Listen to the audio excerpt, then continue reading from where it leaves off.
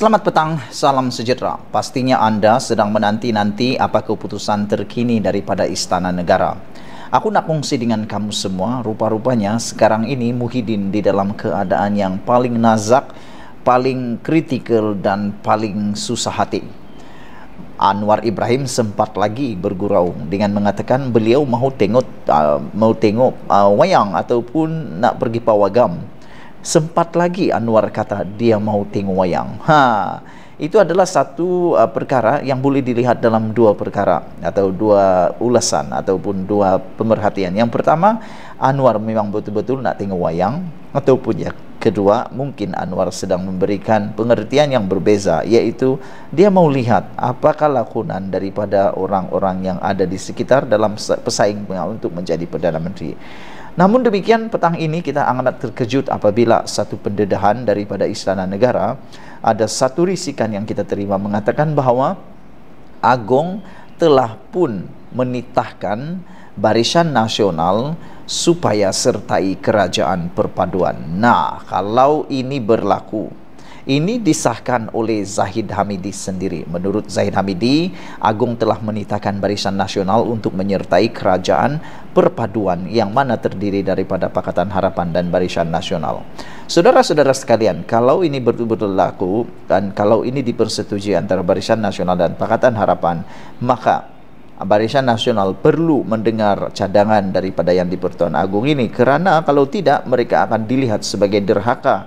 Seperti juga Muhyiddin yang telah dicop oleh netizen di laman Twitter sosial yang lain, mereka kata Muhyiddin derhaka lagi. Jadi dengan ini, setelah adanya pengakuan daripada Zahid Hamidi yang mengatakan bahawa Agong menitahkan Barisan Nasional menyertai Kerajaan Perpaduan yang dianggotai oleh PH dan juga ahli-ahli parlimen yang menyokong PH juga bersama dengan Barisan Nasional, makna kata Muhyiddin sekarang berada dalam kedudukan yang paling parah. Muhyiddin sekarang ini berada dalam kedudukan yang tak dapat apa-apa. Pembangkang pun dia rugi, nak jadi kerajaan pun sudah terlepas. Sebelum ini lebih baik dia menjadi kerajaan bersama dalam perpaduan dengan Anwar Ibrahim, tetapi telah disahkan oleh Muhyiddin sendiri, dia tak nak menjadi sebahagian daripada kerajaan perpaduan yang dicadangkan oleh yang di-Pertuan Agong. Ini menyebabkan yang di-Pertuan Agong pun sama-sama jadi pening. Dia pun pening, terpaksalah yang di-Pertuan Agong menitahkan supaya diadakan diadakan mesyuarat Majlis Raja-Raja pada hari esok. Diberitakan bahawa yang di-Pertuan Agong telah pun menyatakan bahawa Majlis Raja-Raja akan bersidang pada hari esok pada pukul berapa dinyatakan di sini, tepat pada pukul 3:30 ni. Tajuk utama berita di berita harian ialah berita Malaysia kini ialah Raja-Raja Melayu bersidang esok. Maknanya sampai esok kita masih belum ada jadi Perdana Menteri lagi. Mungkinkah? Itulah persoalan dia. Sampai esok masih belum ada Perdana Menteri, mungkin kerana esok yang di-Pertuan Agong akan mengadakan persidangan dengan Majlis Raja-Raja. Saudara-saudara sekalian, yang lebih menarik lagi adalah apabila Zahid Hamidi mengatakan Agong telah menitahkan Barisan Nasional untuk menyertai Kerajaan Perpaduan. Wartawan Haris Muhammad melaporkan pengerusi Barisan Nasional Ahmad Zahid Hamidi berkata yang di-Pertuan Agong telah menitahkan beliau atau menitahkan supaya semua ahli parlimen, 30 ahli parlimen Parti Barisan Nasional itu mesti mengambil bahagian dalam Kerajaan Perpaduan. Katanya dia bersama dua lagi pemimpin tertinggi gabungan itu yang telah berjumpa dengan Agong pada hari ini menerima titah tersebut semasa menghadap Al-Sultan Abdullah di istana pagi ini. Ditanya mengenai sikap berkecuali Barisan Nasional sebelum ini yang dinyatakan oleh para pemimpin sebelum ini, Ahmad Zahid menjawab, tak ada, bukan itu yang dititahkan tuanku, kata Zahid Hamidi. Selain daripada itu, saudara-saudara, titah tuanku ialah bentuk kerajaan perpaduan, jelas Zahid Hamidi lagi. Ini bermaksud kalau benar-benar Barisan Nasional mengikut apa yang dicadangkan oleh yang di Pertuan Agong ini, maknanya Barisan Nasional mengikut apa yang dicadangkan oleh yang di Pertuan Agong, mereka tidak boleh lagi dicop sebagai derhaka. Yang dicop sekarang oleh netizen ialah apabila Muhyiddin Yassin menolak untuk mau bersama dengan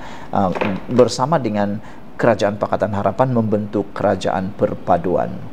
Dan apalagi yang berlaku setakat ini di Istana Negara ialah apabila Adam Adli mengatakan jangan guna sentimen perkauman. Ahli Parlimen Hang Tuah Jaya Adam Adli Abdul Halim tiba di Pejabat Anwar Ibrahim di Bukit Gasing.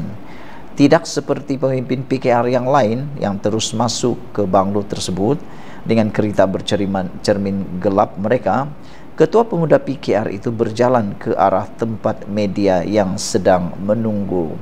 Dia berkata, apa yang akan dibincangkan hari ini termasuk penggunaan sentimen perkauman terutama dalam kalangan golongan muda. Beliau berkata, saya minta jangan guna sentimen perkauman. Saya pun sebagai seorang aktivis politik dan pemerhati politik, aku mohonlah kepada semua orang yang ada di Malaysia ini, kamu berpolitiklah sebaik-baik yang mungkin, sekuat-kuatnya pun boleh. Teruskanlah berpolitik, jangan alang-alang orang Sabah bilang. Tapi ingat, jangan sekali-kali melibatkan sentimen perkauman, agama, bangsa dan kenegerian. Jangan musnahkan kepentingan negara demi kepentingan politik atau kepentingan peribadi. PRU 15 sudah tamat, kempen sudah tamat. Jadi nak guna isu-isu sensitif seperti itu tak boleh pakai lagi. Itu kita tak perlu layan lagi. Aku menyeru kepada semua rakyat Malaysia, siapa orang yang guna sentimen seperti itu, jom kita pulaukan. Jangan kita layan langsung sentimen perkauman ke daerah, ke negara, ke agama, itu jangan kita layan. Kalau ada guna begitu, lebih baik kita pulaukan saja orang seperti itu. Tidak lama kemudian, selepas Ahmad Adli mengatakan seperti itu, baiknya pemimpin muda ini ialah apabila beliau bukan saja memberikan kata seperti itu yang patut kita semua dengar, dia juga telah membawa satu lori kecil, membawa kerusi plastik untuk tempat duduk media dengan berseloroh, tidak perlu berebut kerusi lagi. Saudara-saudara, pada pukul 1.50 petang, wartawan Haris Muhammad melaporkan pengerusi Barisan Nasional Ahmad Zainawidi berkata yang di Pertuan Agong menitahkan semua 30 ahli parlimen itu mesti mengambil bahagian dalam kerajaan perpaduan. Jadi sekali lagi dinyatakan di sini bahwa